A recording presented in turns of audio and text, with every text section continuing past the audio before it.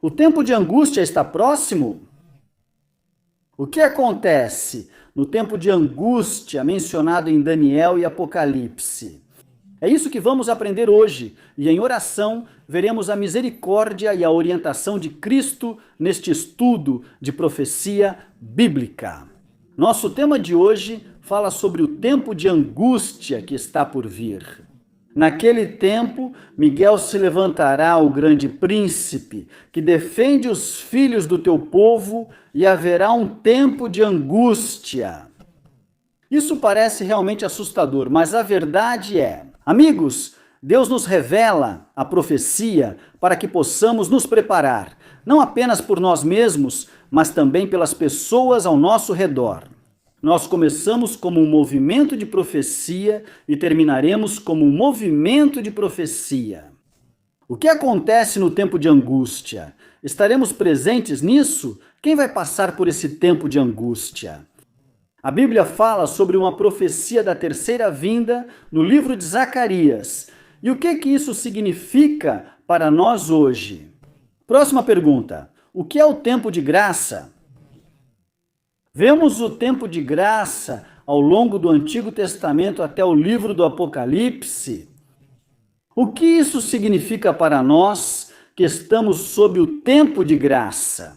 Queridos amigos, vamos estudar e entender que a controvérsia final é entre a verdade de Deus e a mentira de Satanás. Lealdade à palavra de Deus e a palavra de Satanás, ou a palavra de Satanás. O teste no jardim do Éden era: você vai ouvir as mentiras de Satanás ou as promessas e a verdade da palavra de Deus? Essa será a controvérsia final em nossas vidas nos últimos dias. Apocalipse 21, 3 a 4. E eu ouvi uma grande voz do céu dizendo: eis que o tabernáculo de Deus está com os homens. O que isso significa? O tabernáculo de Deus está com os homens? E Deus enxugará toda lágrima dos olhos deles. E não haverá mais morte, nem tristeza, nem choro, não haverá mais dor, porque as coisas antigas já passaram. Queridos amigos, deixem-me perguntar a vocês: vocês querem voltar para casa, para o Pai? Às vezes, nós nos cansamos deste mundo. Mais um dia de pecado, mais um dia de provações e tentações. Você está escolhendo o céu? Você quer ir de uma vez por todas para aquele reino celestial? Quero sim. E Jesus está voltando em breve, e todas essas promessas serão cumpridas muito em breve. Mas até lá, Deus quer que a gente persevere. Mateus 24. Aqueles que perseverarem até o fim. A palavra grega para perseverança é umopone. E perseverar significa ser fiel. Apocalipse 16 descreve o tempo de angústia de Daniel 12. São as 7 últimas pragas que serão derramadas sobre o mundo ímpio.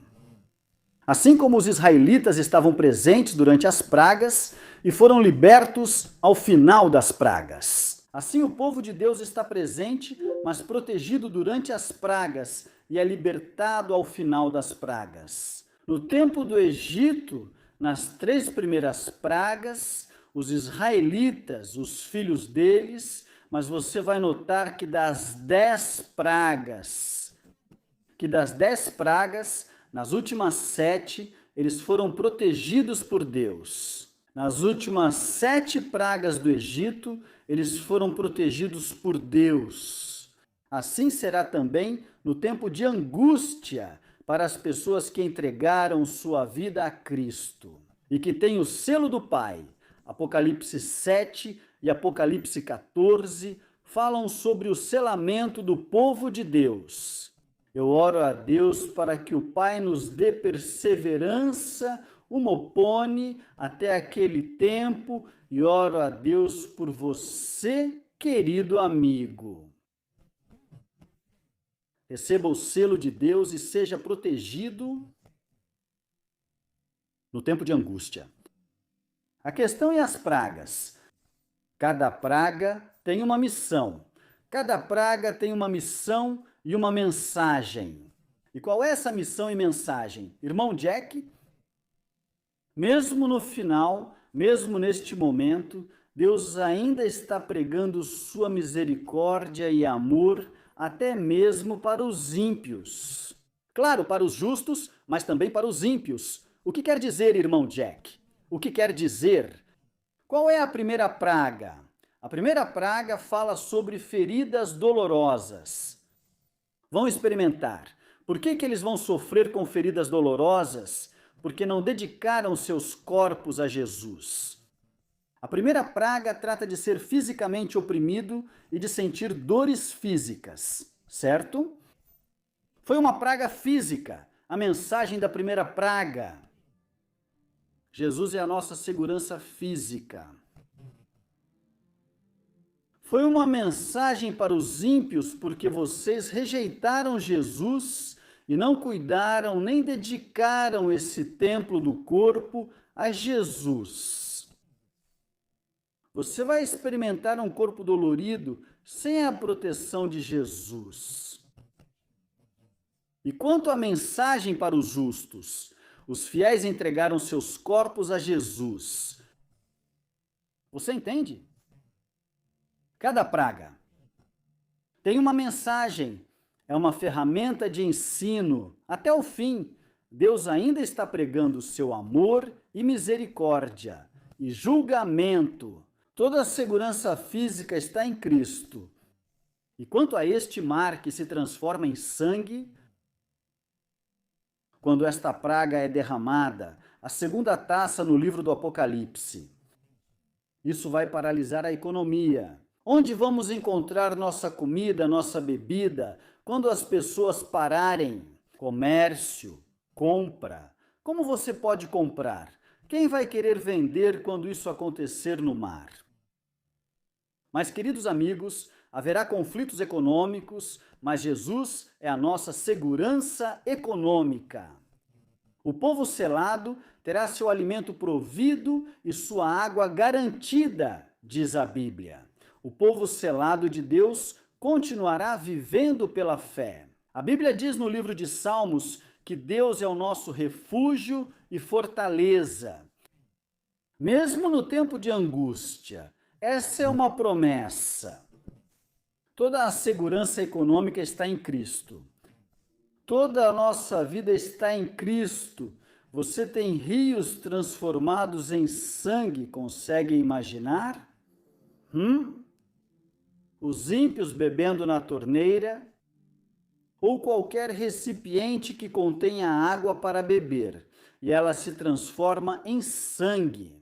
Vocês perseguiram os santos. Se você ler sobre rios virando sangue no Apocalipse, vocês perseguiram e derramaram o sangue dos santos. Agora vocês bebem sangue. Jogo para frente, sol escaldante. Eles depositaram sua confiança na divindade errada. Eles colocaram sua fé em um Deus falso, o Deus Sol Amon-Ra. O sol vai queimar os ímpios. Além disso, você adora o Deus Sol adorando no domingo, a marca da besta, a mudança. Agora você vai sentir o sol escaldante. Você não escolheu Jesus, você escolheu. Em vez de andar na luz, você andou nas trevas. Agora eu vou te deixar sentir a escuridão. Jesus está mostrando na quinta praga que as tradições deles e seus ensinamentos não bíblicos não passam de escuridão. Por quê? Porque Jesus e a verdade da palavra de Deus são a única luz que devemos ter em nossas vidas. Uma cidade edificada sobre um monte não pode ser escondida. Jesus e a verdade bíblica não serão para aquelas pessoas que andam na luz. E aceite que Jesus será protegido dessa praga. Praga número 5. Escuridão sobre o trono da besta. Então o quinto anjo derramou sua taça sobre o trono da besta e seu reino ficou cheio de trevas. E eles mordiam suas línguas de dor. Jesus está mostrando na quinta praga que suas tradições e ensinamentos não bíblicos não passam de trevas. Jesus e a verdade bíblica são a única luz, e as pessoas que escolhem Jesus e a verdade bíblica não estarão em trevas. Sabemos que o trono da besta é a cidade do Vaticano. A quinta praga é derramada justamente sobre o centro de comando de onde esse poder governa o mundo. E quando ela cai sobre o trono da besta, várias coisas acontecem. Primeiro, o que acontece com esse reino? Ele fica cheio de trevas? Segundo, o que acontece com seus líderes? Eles mordem a língua de tanta dor. Terceiro, o que eles fazem? Blasfemam contra Deus e se recusam a se arrepender. Você se lembra de outro reino que ficou cheio de trevas e se recusou a se arrepender? O Egito. Salmo 119.105. Tua palavra é lâmpada para os meus pés e luz para o meu caminho. Este é seu cérebro quando tem dificuldade de se concentrar. E este é seu cérebro no auge. Mas alcançar e manter o auge parece mais assim. Então, o meu caminho. João 8, versículo 12. Jesus é a luz do mundo, a mensagem da quinta praga. Toda a luz está somente em Cristo. Praga número 6. O Eufrates secou. Então o sexto anjo derramou sua taça sobre o grande rio Eufrates, e sua água secou, para que o caminho dos reis do Oriente fosse preparado. O que o rio Eufrates simboliza e o que significa ele secar? E quem são os reis do Oriente? O rio Eufrates passava por Babilônia e era o sistema de apoio de Babilônia. Águas representam muitas pessoas. Apocalipse 17, versículo 15.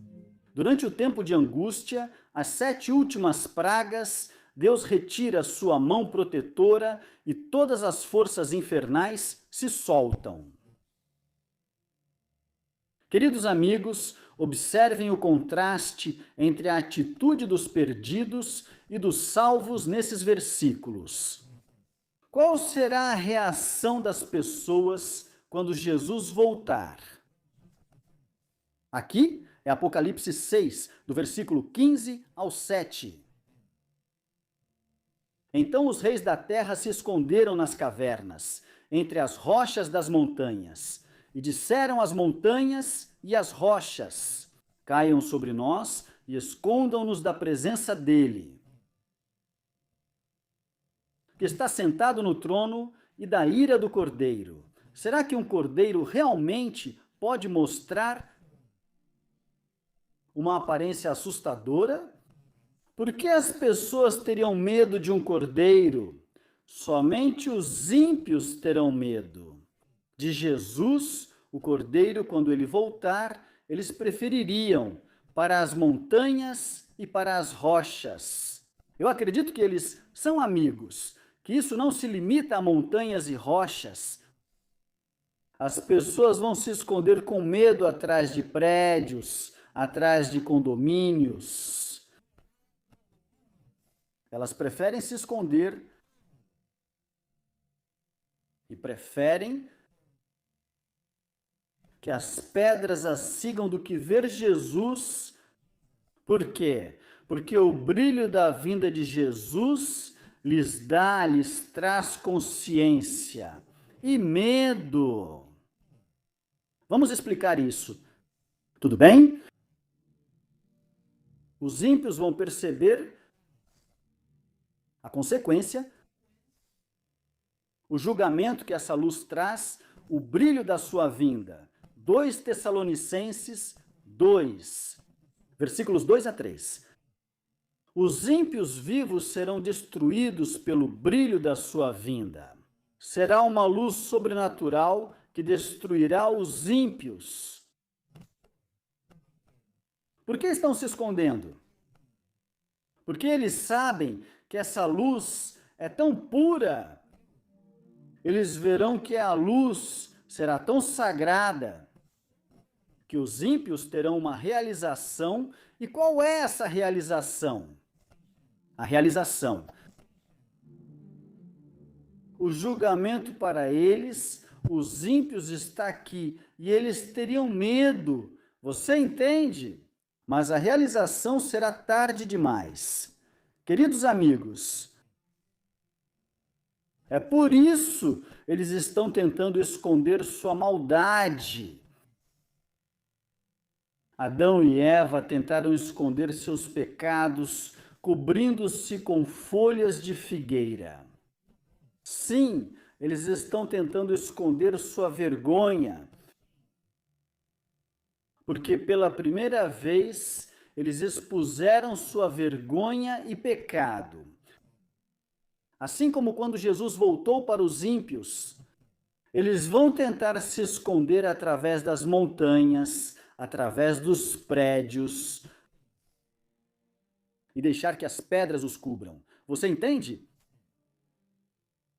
Mas desta vez será tarde demais. Esse é o motivo. Queridos amigos, esse Satã é um mestre em instalar o medo. Nos últimos dias, ele quer instalar o medo no seu coração. É por isso que na mensagem do primeiro anjo, tema a Deus, dê glória a Ele, adore a Ele. Tema a Deus.